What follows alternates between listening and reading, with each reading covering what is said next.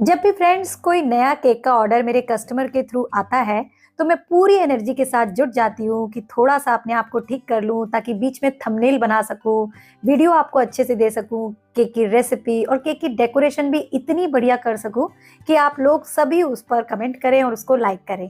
But कभी कभी ऐसा हो जाता है कि हम जो चाह रहे होते हैं वो वैसा कस्टमर तक नहीं पहुँचता। और एक होम बेकर के लिए इससे बड़ा और इससे ज्यादा कोई और दुख नहीं हो सकता कि उसने बड़े मन से बहुत मेहनत के साथ एक केक बनाया और उसके कस्टमर तक जाते जाते वो पूरा टूट के बिखर गया।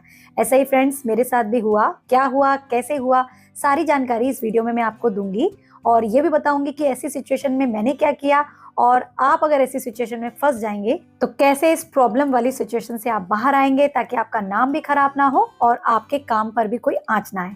तो चलिए पहले वीडियो को स्टार्ट कर लेते हैं और वो केक बनाते हैं जो मेरा पूरा बिखरी हालत में कस्टमर तक पहुंचा। तो फ्रेंड्स मुझे 1 केजी का 2 टायर केक बनाना था एनिवर्सरी स्पेशल। तो मैंने हर बार की तरह सबसे पहले अपनी तैयारी स्टार्ट कर दी। जैसे मैंने केक टिन तैयार किया, बैटर बनाया। तो यहाँ पर मेरे पास मैंने 6 इंची का और 4 इंची का बर्तन लिया है और इसके अंदर ना हम ऑडी के इको बेक बेकिंग पेपर जो आते हैं उनको सेट करेंगे ताकि केक हमारा इजिली डीमोल्ड हो जाए। और इसकी खास बात यह है कि इसमें ऑयल बटर लगाना भी नहीं पड़ेगा, ये रीयूजेबल है और साथ ही इको फ्रेंडली भी है। चलिए बर्तन रेडी हो गए हैं, अब बनाएंगे केक का बैटर। तो यहाँ पर मैं केक टाइम का जो प्रीमिक्स होता है ना वनीला फ्लेवर वाला, वो यूज कर रही हूँ। हिसाब से 1 केजी केक के लिए हमें 3 कप प्रीमिक्स लेना होता है। वजन में देखे 360 ग्राम। तो मैंने 2 कप तो यहाँ पर वनीला प्रीमिक्स लिया है, उसमें डाल दिया है 2 टेबलस्पून ऑयल। साथ में मैं नीचे वाली लेयर में डाल रही हूँ पाइनएप्पल एमल्शन और पानी डाल करके हम बनाएंगे इसका स्मूथ सा बैटर।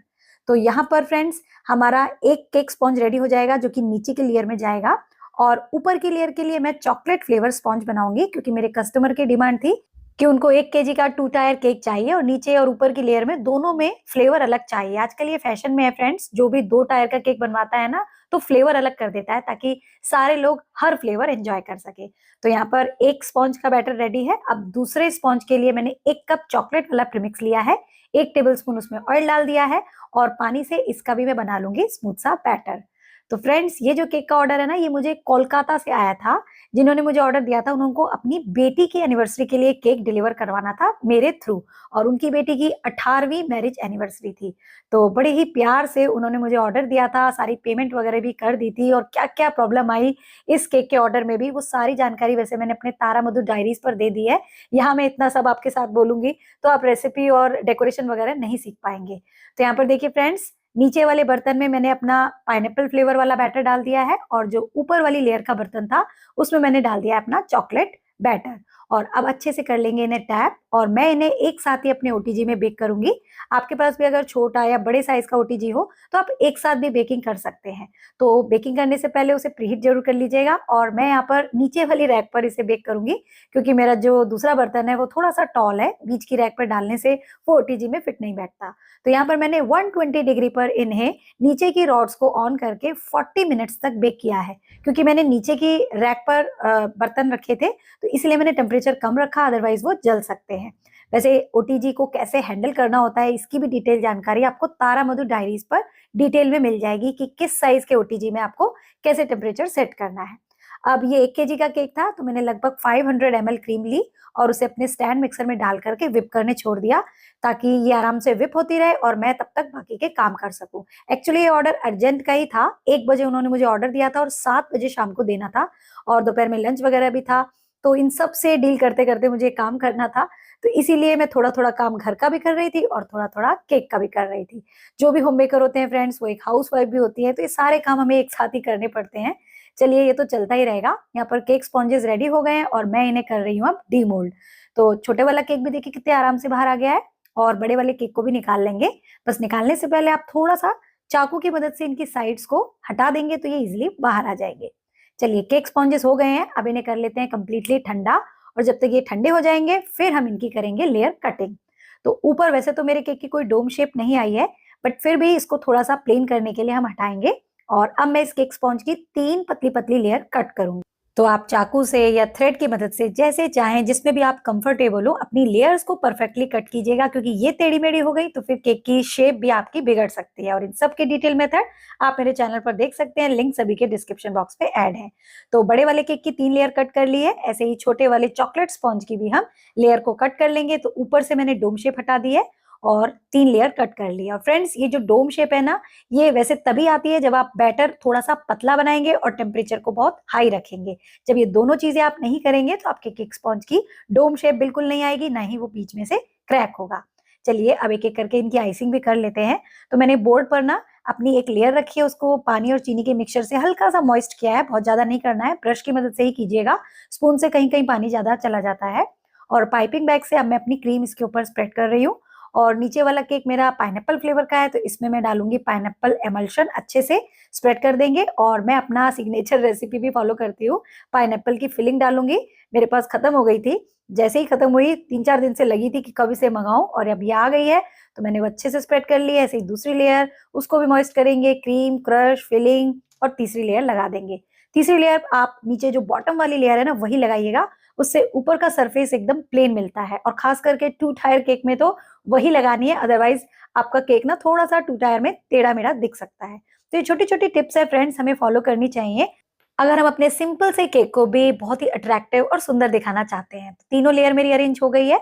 अब थोड़ी थोड़ी क्रीम मैं इसके लगाऊंगी साइड में, और उससे करेंगे हम इसकी क्रम कोटिंग, और फिर फाइनल इसके ऊपर की भी क्रम कोटिंग कर लेंगे।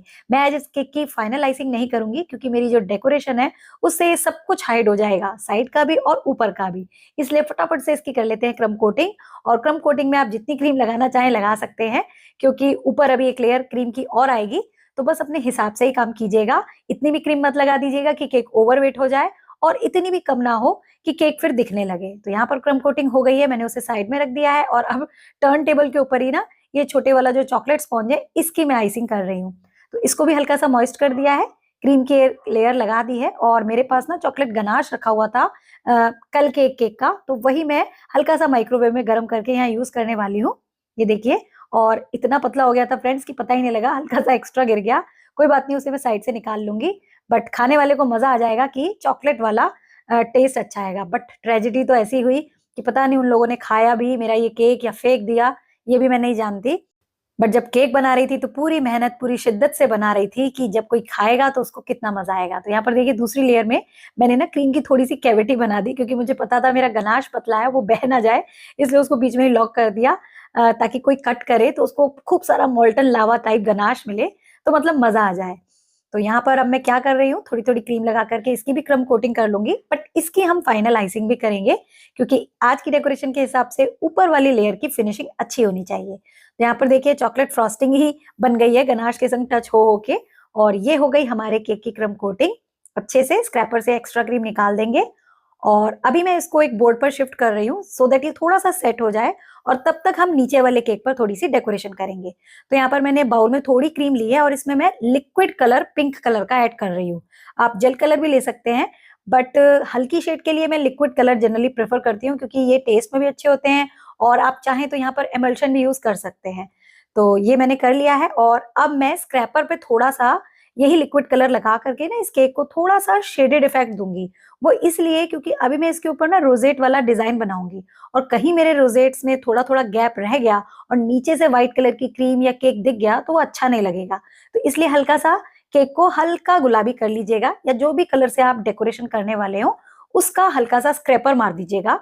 और बस उसके बाद इस केक को अब मैं फुल्ली रोजेट से ढक दूंगी। तो मैंने लिया है नूरका R11 नोजल, जो एकदम छोटू साइज का होता है और जिससे छोटे छोटे रोजेट बनते हैं। साइड में उसकी पिक भी मैंने दे दी है। और बस जो क्रीम हमने बनाई थी, जो अच्छे से स्मज भी नहीं की थी मैंने जानबूझकर, ताकि पिंक और व्हाइट का शेडेड इफेक्ट आए। और बिल्कुल पास पास फ्रेंड्स आपको रोजेट बनाने हैं, कहीं भी गैप नहीं छूटना है। पहले मैंने सिमेट्री के साथ एक लेयर बनाई, फिर केक की हाइट के हिसाब से दूसरी लेयर भी बन गई है, और तीसरी लेयर के लिए बहुत ज्यादा स्पेस नहीं है, तो मैंने थोड़ा सा टेढ़ा करके ये रोजेट बनाया है, आप देख सकते हैं। तो धीरे धीरे करके देखिए ये पूरे तीनों सर्कल्स कंप्लीट हो गए हैं। अब इसको मैं साइड में रखूंगी, और आते हैं अपने छोटे वाले केक पर। तो ये अच्छे से सेट हो गया है, मैंने फ्रिज में रख दिया था। और अब मैं व्हाइट कलर की क्रीम से इसकी करूंगी बढ़िया से फाइनल आइसिंग। तो पाइपिंग बैग से काम करने से काम आसान हो जाता है। तो बस उसी मेथड को फॉलो कीजिए। अगर आपकी फिनिशिंग अच्छे से नहीं आती, बस प्रैक्टिस करते रहिए, चाहे केक हो, डमी हो, प्रैक्टिस लगातार करते रहिए फ्रेंड्स, क्योंकि फिनिशिंग का सारा काम प्रैक्टिस से है। और स्क्रैपर को इस तरीके से हल्के हाथों से पकड़ करके टर्न टेबल पर बस घुमा घुमा करके ही आप ये काम सीख सकते हैं। तो ऑर्डर आए या ना आए, बस प्रैक्टिस जारी रखिए, यही मैं कहूंगी। और अब केक की फिनिशिंग होने के बाद ना इसके टॉप पर मैं थोड़ा सा स्पैचुला से ये राउंड वाला डिजाइन बना रही हूँ। आपको जो पसंद हो आप बना लीजिएगा। वैसे यहाँ पर रोज फ्लावर आने वाले हैं, तो ज्यादा मैं कुछ नहीं करूंगी, ये देखिए। और इसको मारने से थोड़ी सी क्रीम साइड में आ गई है, उसको भी स्क्रैपर से हटा देते हैं, ये देखिए। अब फ्रेंड्स मैं इसके ऊपर ना कुछ तिरछी लाइंस बनाऊंगी, यानी कि डायमंड वाला डिजाइन बनाऊंगी, जिनके ज्वाइंट्स पर मैं गोल्डन बीड्स लगाऊंगी। तो उसके लिए मैंने ली है टूथपिक, और टेढ़ा करके मैंने इसको हल्का सा प्रेस किया है नीचे से ऊपर की तरफ, ताकि एक मार्क बन जाए इस तरीके से। और बिल्कुल ऐसे ही बराबर गैप छोड़ते हुए हम पूरे केक के ऊपर ये मार्क्स बना देंगे, ये देखिए। अगर आप लाइंस को थोड़ा टेढ़ा ज्यादा रखेंगे तो आपके डायमंड अच्छे आएंगे, और थोड़ा सीधा रखेंगे तो डायमंड उतने क्लियर नहीं आएंगे। तो यहाँ पर देखिए हल्का हल्का मैंने टेढ़ा ही रखा है, और बाद में मैंने सोचा इसे और भी टेढ़ा कर सकती थी, नेक्स्ट टाइम ट्राई करूंगी। और अब जिस डायरेक्शन में पहले गए थे उसके अपोजिट डायरेक्शन में बिल्कुल उसी गैप से आपको लाइंस इस तरफ भी बनानी है, ये देखिए। तो बन गई ना बर्फी वाली डिजाइन, या फिर आप कह सकते हैं काजू कतली वाली डिजाइन। तो धीरे धीरे आपको ये काम करना है, और हाँ, ये काम आपको तुरंत फिनिशिंग के बाद करना है। क्रीम जरा भी सेट हो गई तो फिर ये मार्क्स जो है ना वो बहुत दरदरे से दिखेंगे, वो नीट नहीं दिखेंगे। तो अब हिसाब से दोनों ही लेयर का काम ऑलमोस्ट हो चुका है। अब ऊपर वाले केक को हम बहुत ही ध्यान से पैलेट नाइफ की मदद से नीचे वाले केक पर शिफ्ट करेंगे। और जब मैं शिफ्ट कर रही थी ना, तो बोर्ड मेरे साथ ही आ रहा था, तो मैंने अपनी बेटी को आवाज दी कि तुम इसे पकड़ो, अदरवाइज ये साथ में ही भाई साहब आ रहे हैं। और धीरे से मैंने बिल्कुल सेंटर में बहुत ही ध्यान से केक को प्लेस कर लिया, क्योंकि मेरी नीचे की डिजाइन भी बनी हुई थी, वो भी खराब नहीं होनी चाहिए थी। तो आज बहुत ही ध्यान से काम किया, और काम अच्छा भी हुआ। अब 2 टायर केक था, तो मैंने सेंटर में इसके पेपर डॉल भी अच्छे से डाल दिया। बहुत हैवी वेट नहीं था ऊपर के केक का, इसलिए मैंने एक ही डॉल डाला। और अब जो हमने स्पेस छोड़ी है ना, वहां पर भी मैं उसी पिंक कलर की क्रीम से सेम उसी नोजल से एक रोजेट का सर्कल और बनाऊंगी। तो टोटल 4 हमारे राउंड्स हो जाएंगे। और यही कारण था फ्रेंड्स कि मैंने नीचे वाले केक की अच्छे से आइसिंग नहीं की थी, फिनिशिंग नहीं की थी, क्योंकि वो टोटली हाइड यानी कि छुपने वाली थी। तो देखिए लेयर्स हमारी बन गई हैं। अब जो हमने ऊपर वाली लेयर पर डायमंड के मार्क्स बनाए थे ना, उनके ज्वाइंट्स पर मैं ये जो एडिबल गोल्डन पर्ल्स आते हैं उनको एक एक करके स्टिक करूंगी। और यहाँ पर ना उंगली से या हाथ से मत कीजिएगा, क्योंकि वो जरा भी कहीं टच हो गई ना केक पर तो फिनिशिंग खराब होगी और डिजाइन की लुक भी खराब हो जाएगी। तो मेरे पास ये चिमटी है, देखिए मैं उसी से इनको प्लेस कर रही हूँ, और धीरे धीरे करके हर ज्वाइंट पर आपको ये पर्ल्स जो है वो स्टिक कर देने हैं। तो मैं तो अपनी पूरी कोशिश, पूरी शिद्दत से इस केक को बना रही थी, बट मुझे क्या पता था ये केक ऐसा तो पहुंचने वाला ही नहीं है। और क्या हालत में ये पहुंचा, अगर आप देखेंगे तो फ्रेंड्स शॉक हो जाएंगे। अभी सब कुछ दिखाऊंगी, पहले इसकी पूरी डेकोरेशन तो कर लें। तो यहाँ पर ना अब मैं इसके ऊपर 3 रोज फ्लावर बनाने वाली हूँ। तो मैंने वही क्रीम ली है, और लिया है नूर का 44 नोजल। और अब ना क्रीम का बेस बनाएंगे पहले, फिर एक नुकीली सी बट बनाएंगे, और उसके चारों तरफ उल्टा यू बनाते हुए हम पेटल्स बनाते जाएंगे। और जैसे जैसे बाहर आएंगे ना, पेटल्स का मुंह जो है वो बाहर की तरफ रखेंगे, सो दैट हमारा रोज फ्लावर जो है वो बहुत ही खिला हुआ ब्लूमिंग फ्लावर की तरह लगेगा, ये देखिए। और लास्ट में एक राउंड ऐसे ही घुमा दीजिएगा तो फ्लावर की बहुत अच्छी शेप आ जाती है। और मैं इसके टॉप पर इन फ्लावर्स को रखने वाली हूँ। थोड़ी सी क्रीम का बेस लगा दीजिएगा, और सीजर से हल्का सा तिरछा करके फ्लावर को रखिएगा, ये देखिए इस तरीके से। तो बहुत ही सुंदर सा इफेक्ट आएगा। सेम ऐसे ही एक और फ्लावर बना लेते हैं। कोशिश कीजिए सारे फ्लावर्स आपके एक जैसे बने, बट हाथ है, इंसान है हम भी, थोड़ा बहुत चेंज हो जाता है, कोई बात नहीं, बट कोशिश आपको पूरी करनी है। और यहाँ पर फिर से मैंने देखिए बट बनाई है, और उसके चारों तरफ उल्टा यू बनाते हुए मैं पेटल्स बना रही हूँ। और ये काम भी फ्रेंड्स प्रैक्टिस का है, जितनी प्रैक्टिस करेंगे सफाई उतनी आएगी। क्रीम का टेक्सचर अच्छा रखिए, बढ़िया से कलर मिक्स कीजिए, नोजल बढ़िया वाला चूज कीजिए, और आपका रिजल्ट बहुत ही परफेक्ट आएगा, ये देखिए। और बिल्कुल सेम प्रोसेस से ही हम थर्ड अपना रोज फ्लावर बनाएंगे। और यहाँ पर ना एक टिप आपको दे देती हूँ, जब भी आप इस तरीके से फ्लावर वगैरह बना रहे हो तो लास्ट की जो क्रीम होती है पाइपिंग बैग की, वो कभी यूज ना करें, क्योंकि वो हाथों की गर्मी की वजह से थोड़ी सी मेल्टेड हो जाती है, खास करके गर्मियों में। तो उससे पेटल्स जो है बिगड़ सकती है, आपका फ्लावर बनाते बनाते पूरा गिर भी सकता है। तो पाइपिंग बैग में क्रीम उतनी ही भरें कि आपके थोड़े से फ्लावर बनने के बाद क्रीम उसमें जो बच जाए उसको आप वापस अपने बाउल में डालकर फ्रिज में रख दीजिए, और फिर उसे आप दोबारा यूज कीजिएगा।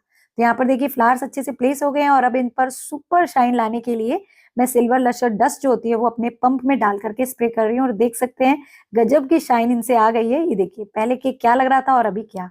अब मेरे पास छोटे से व्हाइट कलर के पर्ल्स हैं, तो मैं वो ऊपर स्प्रिंकल कर लेती हूँ। तो केक हमारा ऑलमोस्ट रेडी हो गया है। और अभी इसकी प्राइसिंग भी आपको बता देती हूँ। ये केक का जो ऑर्डर था वो 1100 का ऑर्डर था फ्रेंड्स, मतलब नीचे पाइनएप्पल, ऊपर चॉकलेट, और ये टॉपर का चार्ज, बॉक्स का चार्ज, डिलीवरी का चार्ज, सब कुछ मिला के 1100 का था। बट क्या वो मैंने रिफंड किया, क्या हुआ, कैसे हुआ, वो सब अभी लास्ट में आपको दिखाऊंगी। अगर आप एक होम बेकर हैं तो उस पार्ट तक जरूर इसे देखिएगा, तभी आपको बहुत कुछ सीखने को मिलेगा। और आपके साथ भी ऐसा कभी हो जाए तो आपको मेरी शायद टिप आपको यूज करने में फायदा देगी। और यहाँ पर देखिए केक बनने के बाद हर बार की तरह मुझे बहुत खुशी होती है, तो मैं खूब सारे रील्स, मौज पर रील्स वगैरह डाल देती हूँ। और लीजिए यहाँ पर वेट भी आपको करके दिखा देती हूँ। ये देखिए 1 केजी से ऊपर का ही वेट है। और जिनका ये केक का ऑर्डर था ना, उन्होंने उन्होंने बोला था कि मेरी बेटी और मेरे जवाई जी का नाम लिख दीजिएगा, क्योंकि वो उनकी तरफ से उनके लिए एक सरप्राइज गिफ्ट था, जो कि पूरा मैंने बिगाड़ दिया। उनकी सेलिब्रेशन में मैंने खलल दे दी। बहुत मैंने उनको सॉरी भी बोला कि ना चाहते हुए ये हो गया एक्सीडेंटली, अब मैं क्या कर सकती हूँ। और ये देखिए केक पूरा रेडी होने के बाद मैंने उसे अच्छे से बॉक्स में पैक किया, और फिर उसके बाद एक और डबल बॉक्स भी दिया।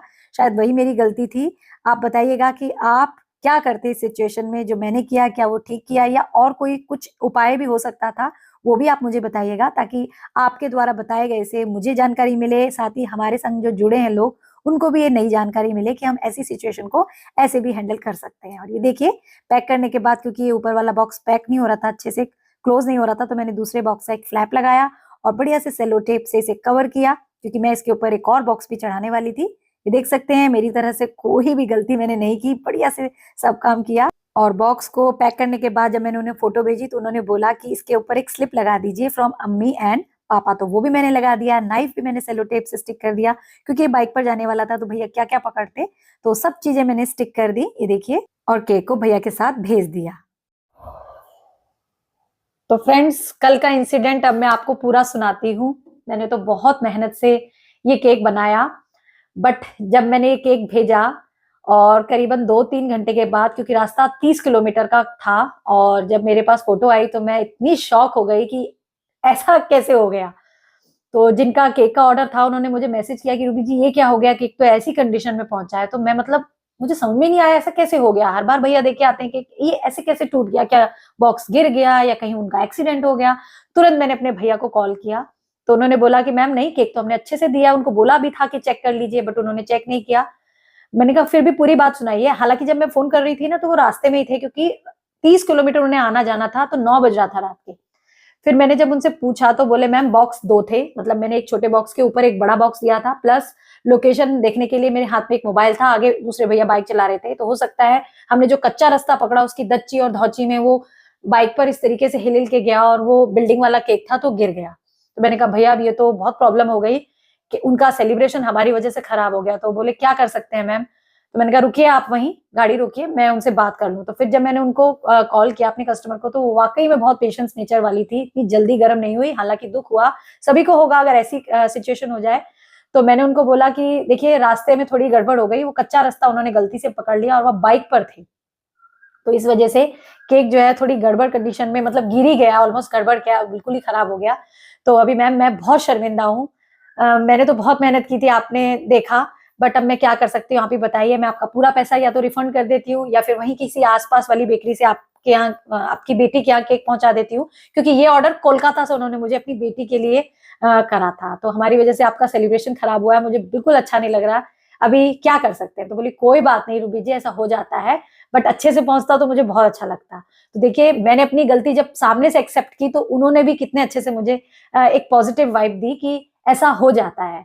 और उन्होंने ये भी बोला कि देखिए आपने भी तो मुझ पर ट्रस्ट किया। एक्चुअली जब उन्होंने मुझे केक का ऑर्डर दिया था ना, तो वो मुझे पैसे नहीं दे पा रही थी उनके आधे, और मैं जब तक आधा पैसा नहीं आ जाता केक बनाना स्टार्ट नहीं करती। बट बार बार कॉल आ रहे थे, बातचीत हो रही थी, तो मुझे लगा ये जेन्युइन लेडी हैं, पैसे देने से पहले ही मैंने अपना काम शुरू कर दिया।